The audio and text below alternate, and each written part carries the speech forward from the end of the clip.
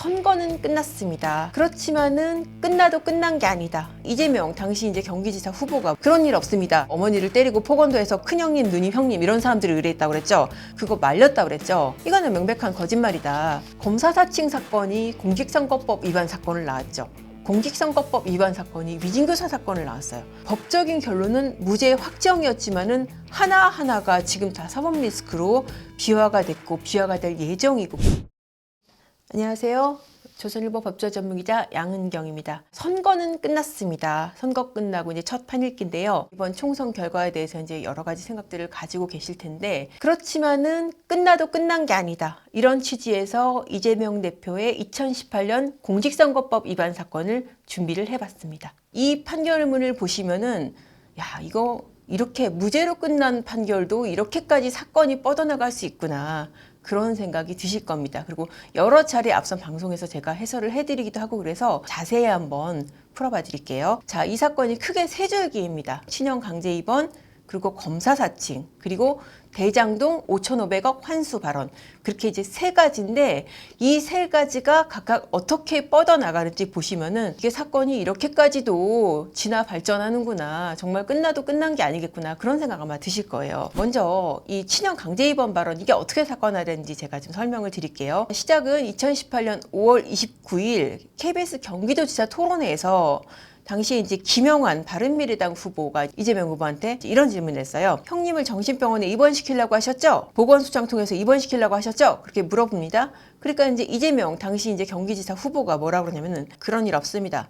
그거는 어머니를 때리고 어머니한테 차마 표현할 수 없는 폭언도 하고 이상한 행동도 많이 했고 실제로 정신치료도 받은 적이 있기 때문에 저희 큰형님, 누님, 형님, 제 남동생 여기서 진단을 의뢰했던 겁니다. 그런데 저는 그걸 직접 요청할 수가 없는 입장이고 또 제 관할하였기 때문에 제가 최종적으로 못하게 했습니다. 근데 당시에 본인이 이제 성남시장이었고 성남시 관할이었기 때문에 내가 그거를 직접 나설 수 없는 입장이라 본인은 못하게 했다는 그런 얘기예요. 이런 비슷한 얘기를 또 합니다. 2018년 6월 5일 역시 이제 그 지사 선거를 앞두고 MBC 경기도지사 토론회에서 우리 김영환 후보께서는 저보고 정신병원에 형님을 입원시키려 했다 이런 주장을 하고 싶으신 것 같은데 사실이 아닙니다. 정신병원에 입원시킨 것은 형님의 부인, 그러니까 제 형수하고 조카들이었고 어머니가 보건소에다가 정신질환이 있는 것 같으니까 확인을 해보자고 해서 진단을 요청한 일이 있습니다. 그 권한은 제가 가지고 있기 때문에 제가 어머니에게 설득을 해서 이거 정치적으로 너무 시끄러우니까 하지 못하게 막아서 결국은 안 됐다는 그런 말씀을 드립니다. 그렇게 얘기를 했습니다. 이 발언들에 대해서 김영환 후보가 고발을 했어요. 당신이 시장으로 강제 입원 지시 내린 거 맞지 않냐? 그럼 거짓말한 거다라고 하면서 공직선거법 위반으로도 고발을 했고 공무원들한테 그럼 위법한 일을 시키지 않았냐? 그래서 직권남용으로도 기소가 됐었습니다. 이 재판이 어떻게 됐는지 정말 엎치락뒤치락했습니다. 1심은 전무무죄가 냈어요. 성남시장으로서 가능한 권한을 행사를 한 거다. 그래서 입원하고 치료받게 한 거다. 그리고 직권남용 무죄. 그리고 토론회에서 발언이 허위인지 그 부분에 대해서도 이거 전반적으로 봤을 때 이거 허위라고 보기 어렵다. 실제로 입원이 안 됐지 않냐. 그리고 입원 절차가 실제로 취해진 것도 아니고 그렇게 본인이 거짓말한다는 인식을 하고 얘기했다고 할 수 없다라는 이유로 무죄가 났습니다. 이렇게 해서 무죄가 그대로 확정이 되면은 그냥 아무 문제 없는 거예요. 그런데 반전이 한번 일어납니다. 2심 뭐라 그랬냐? 직권남용 부분에 대해서 굉장히 사실 인정을 자세히 했어요. 2012년 4월 초순경에 시장이 직접 혹은 분당 보건소장을 통해서 입원 절차 밟은 것은 인정된다. 그러면서 정신보건법에 보면은 정신질환이 있는 사람은 강제 입원할 수 있는 절차가 있습니다. 그 절차가 가능한지 검토를 지시를 했다는 거예요. 그러니까 이제 실무진에서 이거 안 되겠습니다. 그러니까 다시 검토하라고 또 지시를 했다는 거예요. 그러면서 이런 질책을 했다고 그러죠. 이렇게 일처리 못한 이유가 뭐냐? 합법적인 사항을 처리하지 않은 건 직무유기다라고까지 공무원들을 질책을 했다는 겁니다. 그런데 이런 행동에도 불구하고 2심 재판부도 역시 직권남용은 무죄로 봤어요. 뭐냐면은 그때 당시에 형님이 정신질환이 없는데 그냥 강제 입원시키려고 했다고 보기는 좀 어렵다.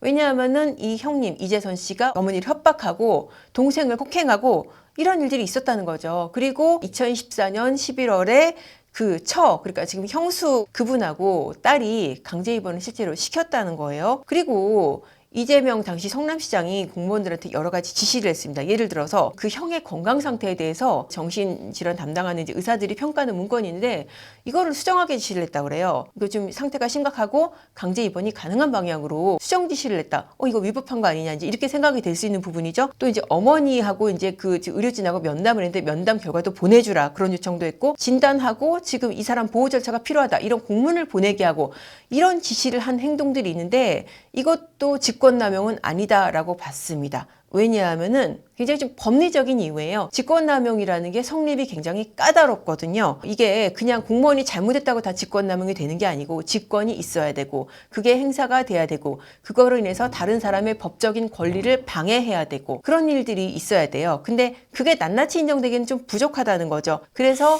직권남용은 무죄가 됐습니다. 그런데 끝이 아닌 거죠. 왜냐하면은 공직선거법 위반에 대해서 재판부가 이렇게 판단을 했습니다. 지금 여러 차례에 걸쳐서 직접 하거나 아니면 비서실장 통해서 하거나 이렇게 해서 분당구 보건소장이나 직원들한테 강제 입원 절차 지시하지 않았냐. 그렇게 지시를 했기 때문에 당신이 누구보다 진행 상황을 잘 알고 있다. 그런데도 토론에서 뭐라고 그랬어요? 지금 형님 강제 입원 지시한 거 아니니까 라고 하니까는 아니라고 하면서 막 본인이 막 설명을 했죠. 그 부분에 대해서 재판부가 이렇게 얘기를 한 겁니다. 강제 입원의 불법 여부를 불문하고 그런 사실이 있었는지 자체에 대해서도 공직 후보자로서의 자질과 도덕성이 굉장히 중요한 정보다. 그런데 강제 입원 절차를 지시하고 일부 절차가 진행되고 하는 거 의도적으로 숨기지 않았냐. 자, 앞서 이재명 후보가 토론에서 뭐라고 했는지 다시 한번 제가 상기시켜 드릴게요. 그런 일 없습니다. 어머니를 때리고 폭언도해서 큰형님, 누님, 형님 이런 사람들을 의뢰했다고 그랬죠. 그리고 본인은 어떻게 했다고 그랬어요? 그거 말렸다고 그랬죠. 중지시켰다고 그랬죠. 이거는 명백한 거짓말이다. 그렇게 판단을 한 겁니다. 그렇게 해서 지금 2심의 최종 결론은 벌금 300만 원이 나왔습니다. 벌금 300만 원 되면은 어떻게 될까요?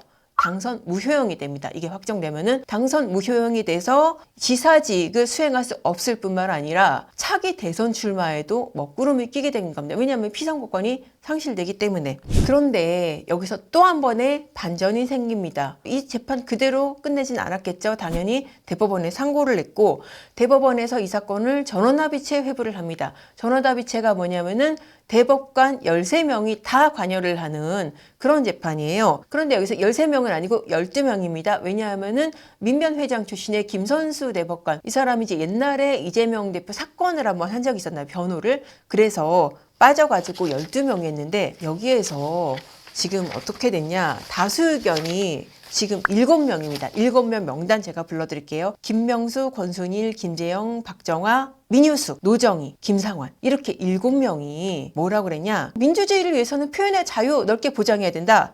그리고 표현의 자유가 제 기능을 하려면은 숨쉴 공간이 필요하다. 그 숨쉴 공간이 뭐냐면은 법적 판단으로부터 좀 자유로운 영역이 있어야 된다는 거죠. 후보자 토론회가 숨쉴 공간이 돼야 된다. 그렇게 지금 판단을 한 거예요. 후보자 토론회는 시간도 제한돼 있고 여기서 즉흥적으로 질문 응답을 해야 된다. 그래서 명확하게 표현했는데 한계가 있다.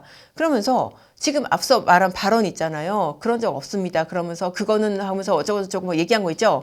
그거를 이거는 상대편이 공격적으로 질문하는데 답변한 거다. 그리고 해명하는 과정에서 나온 거다. 적극적으로 허위 사실을 공표한 게 아니다. 그렇게 판단을 했습니다. 그래서 MBC 발언 같은 경우는 사실 앞서 질문이 있었던 게 아니었거든요. 그냥 이재명 후보가 그냥 뭐 주도권 토론에서 그냥 얘기한 건데 이 부분마저도 그거는 상대편의 예상 질문에 대한 답변이다. 이렇게 해버린 거예요. 자, 이거 공직 후보자 토론에서는 즉흥적인 거니까 거짓말해도 된다는 건가요?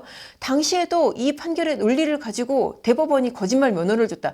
이렇게까지 법조계에서 굉장히 비판이 많이 나왔었습니다. 오히려 지금 5명 소수 의견이지만은 이 부분이 더 설득력이 있습니다. 소수 의견 낸 대법관들 이름 불러드릴게요. 박상옥, 이기택, 안철상, 이동원, 노태하. 이 5명이서 뭐라고 그랬냐. 적극적이고 일방적인 발언이 아니라고 면죄부를 준다고 그러면은 아니 후보자 트론 이거 어떻게 되겠냐. 그럼 기능이 아예 그냥 없어져 버릴 수도 있다. 결과적으로 적극적이고 구체적인 발언을 한 사람만 그러면은 법적 책임을 지게 되는 거 아니냐. 이 사건을 두고 봤을 때 보건소장한테 지시 독촉한 거 맞지 않냐? 그러면 이번 저자 관여한 거 맞는 것이고 발언 내용을 봤을 때 그냥 아니요라고만 한 게 아니라 지금 불리한 사실인 지시 독촉을 적극적으로 숨긴 거 아니냐. 그리고 무엇보다 MBC 토론회 같은 경우에는 이 상대편의 질문이 있기 전에 주도권 토론에서 본인이 먼저 뭐 그게 아니고 이러저러해서 나는 말렸다라고 했단 말이죠.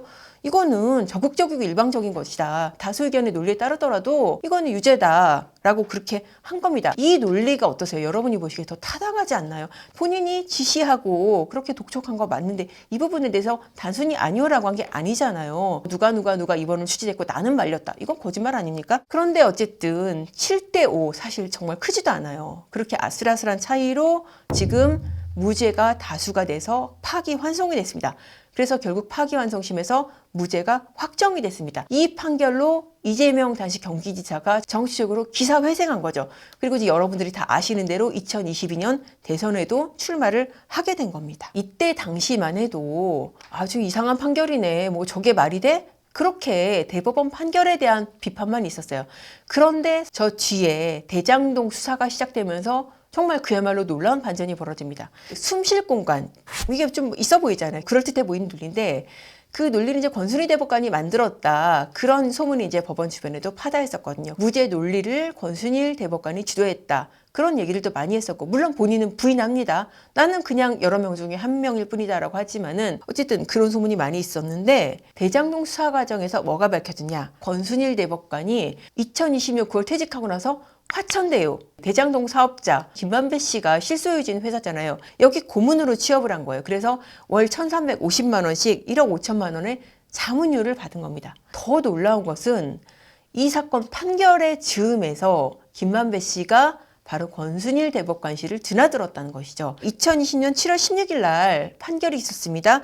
그런데 2019년 7월 16일부터 2020년 8월 21일 그 사이에 권순일 대법관실에 8번을 드나들었다는 겁니다. 시기상으로 봤을 때 자, 이거 전원담비체 회부됐다고 그랬죠? 그 다음 날 2020년 6월 16일이라고 합니다. 자, 선고 나죠? 선고 다음 날 2020년 7월 16일에도 갑니다. 너무 이상하죠. 근데 여기에 대해서 김만배 씨가 뭐라고 했는지 아세요? 왜 드나들었어요? 라고 하니까 그때 내가 저기 뭐 후배 법조팀장들도 만나야 되고 저기 저 대법원에 이발관도 드나들었다. 대법원에 이발관을 드나드는데 대법관 이름을 적습니까? 이건 너무 상식적으로 지금 말도 안 되는 해명인 거죠. 그런데 어쨌든 너무나 큰 사건인데도 불구하고 아직까지 제대로 전모가 드러나지 않고 있어요. 자, 이 의혹의 핵심이 뭡니까? 대장동 사업의 업자들하고 권순일 대법관하고 사이에 재판 거래가 있었는지 그 여부잖아요. 이른바 50억 클럽 명단, 그 명단의 하나로 권순일 대법관이 포함이 돼 있습니다. 왜 앞서 그 재판 거래라고 해서 양승태 전 대법원장 이런 사람들 기소됐잖아요. 이 사건하고는 비교가 안 되는 거예요. 정말 이게 사실이라면은 정말 법원 문 닫아야 될 중요한 사안입니다. 그런데 사실 이 사건에 대해서는 지금 전모가 지금 안 밝혀지고 있어요. 제일 중요한 이유는 김만배 씨가 지금 이불국 닫고 있다는 거죠. 그때 당시에 권순일 전 대법관을 왜 만나러 갔는지, 만나서 무슨 얘기를 했는지 그 부분에 대해서 얘기를 안 하고 있어요. 그러니까 지금 이 부분에 대한 수사는 제대로 지금 잘 안 되고 있고요.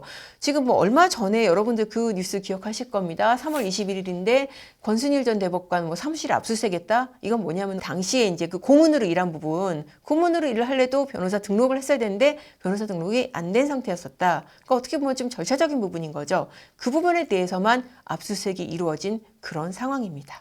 자, 그 다음에 2018년 사건에서 검사 사칭 사건이 있어요. 2002년으로 거슬러 올라가는 사건입니다. 그 파크뷰 특혜 분양 이거 관련해서 당시에 이제 KBS PD 최철호 PD가 검사 사칭에서 이제 김병랑 성남시장하고 통화를 했다는 거죠. 그리고 옆에서 이제 뭐 검사 이름 알려주고 뭐 물어볼지 알려주고 그게 이제 이재명 당시 변호사였다는 것이고 이런 혐의로 벌금 150만 원이 확정이 됐던 그런 옛날 사건입니다. 그런데 이 사건이 2018년도에 경기지사 토론에서 다시 이슈가 됐던 거예요. 여기에 대해서 질문이 나오니까 그때 당시에 이재명 후보가 뭐라고 그랬냐? 이거 제가 한 게 아니고 PD가 사칭하는데 내가 도와줬다는 누명을 썼습니다. 라고 얘기를 한 거예요. 그게 너 이거 옛날에 유죄로 확정됐잖아. 거짓말했네. 라고 해서 공직선거법 위반 허위사실 유포로 기소가 됐습니다. 그런데 이거는 1, 2, 3심 공이 다 무죄로 판단을 했어요. 이 공직선거법 위반 허위사실 유포해야 되잖아요. 누명을 썼다 이거는 본인 입장에서는 억울하니까 그렇게 말할 수도 있다. 그런 거예요. 자, 그런데 여기서 끝나지 않고 또 하나의 사건을 낳았죠. 위증교사 사건입니다. 1심에서 2019년 2월에 김진성 씨, 당시에 이제 김병량 성남시장 비서였었죠. 이 사람이 증언을 했어요. 김병량 시장 쪽에서 이재명을 주범으로 몰기 위해서 KBS PD에 대해서만 고소를 취하하기로 하는 합의가 있었다라고 증언을 한 겁니다. 재판부의 무죄 심증에 상당히 작용을 했겠죠. 그래서 지금 무죄가 나온 건데 문제는 뭐예요? 이 사람이 이 사실을 알았어요, 몰랐어요? 자기 잘 모르는 사실이라고 했죠. 그런데 전화 통화 녹취록에 따르면은 이재명 대표가 이거를 끊임없이 설득하고 회유를 해가지고 결국 이 사람이 증언을 하게 된 거잖아요. 앞서서 백현동 수사하다가 이 사람하고 이재명 대표하고 통화 녹취 파일이 나와서 이 사실이 드러나게 된 거죠. 그래서 결국 위증교사 사건으로 비화가 됩니다. 자, 이렇게 녹취록이 있고 또 김진성 씨가 자백을 했죠. 나 위증한 거 맞다. 잘 모르는데 얘기한 거 맞다라고 하니까 이재명 대표 구속영장 기각됐지만 당시 기각한 판사도 뭐라고 했습니까? 위증교사 혐의는 소명되는 것으로 보인다. 그렇게 얘기를 했죠. 김진성 씨 증인신문 끝났고 최철호 PD 이제 증인신문 남아 있습니다. 이 사건 같은 경우에 유죄 확정되면은 의원직 상실됩니다. 그리고 다음 대선에도 못 나가게 된 굉장히 좀 중대한 사건입니다. 자, 이 사건의 진행 경과를 보면은 참 이런 생각이 들어요. 검사 사칭 사건이 공직선거법 위반 사건을 낳았죠. 공직선거법 위반 사건이 위증교사 사건을 낳았어요. 이게 정말 사건이 사건을 낳는 이런 연쇄 규모인데 결국 이것도 어떻게 보면 욕심이 화를 자초한 게 아닌가 그런 생각이 들었습니다. 또 하나의 사건으로 비화된 그 당시의 공직선거법 위반 공소사실이 있습니다. 바로 5,500억 원 환수 발언입니다. 이거는 2018년 6월에 전기차 선거 유세 연설하다가 유세 연설 중에서 문제가 됐던 거예요. 자그마치 5,503억을 성남시 수입으로 만들었다. 뭐 당시 그때도 뭐 단군 일의 최대 공익환수 사업 뭐 이런 얘기 했을 겁니다. 이거 허위사실 유포로 기소가 됐어요. 아니 5,503억 원 이거 당신이 이 중에서 벌어들인 거 없지 않냐? 실제로 갖고 온 거 없지 않냐? 그때 당시에 그렇게 뭐 성남도시개발공사하고 개발컨소시엄이 약정만 한 거지. 근데 이 사건도 1심, 2심, 3심 공이 다 무죄를 선고했습니다. 그래 실제 벌어들인 게 없는 건 맞지만은 그런 돈을 벌어들일 여건은 마련돼 있었다. 그렇게 판단을 한 거예요. 그 근거가 뭐냐면은 2,761억 원 그 규모가 이제 1공단 공원화 사업으로 잡혀 있었다는 것이고 920억 원 터널 조성할 거였고 그리고 1,822억 원 이거 현금으로 아니면은 임대차 용지로 받기로 했지 않냐. 이거 다 합치면은 5,503억 대략 그 금액 된다. 어쨌든 이익을 얻을 요건은 마련이 됐으니까 이거는 뭐 거짓말이라고 볼 수 없다라는 것이죠. 근데 이것도 뒤집어집니다. 바로 대장동 수사 결과 이런 사실들이 다 지금 배임 아니면 이해충돌방지법 이런 걸로 기소가 돼요. 지금 1공단 공원화 이거 어떻게 하겠다 그랬어요. 대장동에서 돈 벌어서 1공단 공원화 하겠다 막 그렇게 공약을 걸었었다는 거라 그랬죠. 그런데 원래 결합개발로 추진했던 건 어떻게 했죠? 결합개발 하다 보면은 사업 추진이 이제 잘 안 되니까 업자들이 이거 분리해달라라고 했으니까 이거 분리를 해줬잖아요. 그래서 결국 대장동만 추진이 됐고 1공단 공원화는 현재까지 추진된 게 없습니다. 배당 수익 측면에서 앞서 뭐 1,822억 그거 뭐 받을 예정이었지 않냐. 근데 그게 다가 아니었다는 거예요. 지금 원래대로 하면은 받을 수 있는 이익이 6,725억 원이었다는 거예요. 근데 당신 얼마만 받았냐? 확정이익으로 1,830억만 받았다. 원래 초과이익 하면 이거를 다 시가 환수하게끔 조항을 넣었어야 되는데 그거 안 넣었지 않냐. 그래서 4,895억 원 배임으로 기소가 됐습니다. 그만큼 손해를 입혔다는 것이죠. 자, 이렇게 종합해 봤을 때 지금 세 가지 공소사실, 친형 강제 입원 그거는 지금 재판거래 의혹으로 비화가 됐고 그리고 자 검사 사칭 사건은 어떻게 됐어요? 위증교사까지 갔죠. 위증교사 사건으로 지금 재판 중이고 또 다른 사법 리스크로 비화가 됐고 그때 당시에 면죄부를 받은 것처럼 보였던 대장동 관련해서 5,500억 환수 발언 이거는 대장동 배임 사건으로 비화가 됐습니다. 법적인 결론은 무죄 확정이었지만은 하나하나가 지금 다 사법 리스크로 비화가 됐고 비화가 될 예정이고 그렇게 해서 재판 중인 그런 정말 특이한 경우예요. 자, 이렇게까지 비화가 될 수 있다는 거 이 사건 통해서 제가 조금 말씀을 드리고 싶었고 선거가 끝나도 끝난 게 아닙니다. 지금 6개월 내에 선거법 위반 사건들은 기소를 하게 돼 있어요. 그러면 6개월 내에 아마도 토론에서 거짓말한 거, 유세 중에 거짓말한 거, 내지는 뭐 선거법 위반으로 뭐 돈을 많이 쓰고 뭐 거짓 신고한 것들 이런 것들 다 기소가 될 겁니다. 자, 그래서 선거는 끝나도 끝난 게 아닙니다. 여러분 결과들 잘들 지켜보셨으면 합니다. 오늘의 판읽기는 여기까지 하겠습니다. 감사합니다.